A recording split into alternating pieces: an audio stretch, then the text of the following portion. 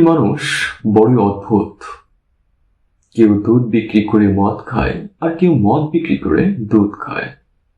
কেউ ভালোবাসা বিলিয়ে দুঃখ বয়ে আনে, কেউ দুঃখ বিলিয়ে ভালোবাসা কেনার চেষ্টা করে।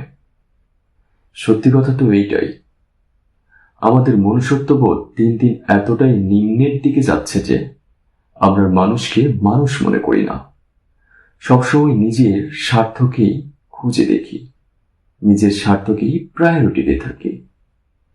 জীবন তখনই সুন্দর হবে যখন আপনি একটা মানুষকে বুঝতে চেষ্টা করবেন, যখন একটা মানুষকে পজিটিভলি ধারণা নেবেন।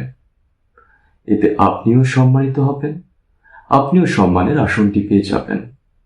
এমনকি আপনি যতটা ভালোবাসবেন তার থেকেও দ্বিগুণ ভালোবাসা ফিডব্যাক হিসেবে পাবেন।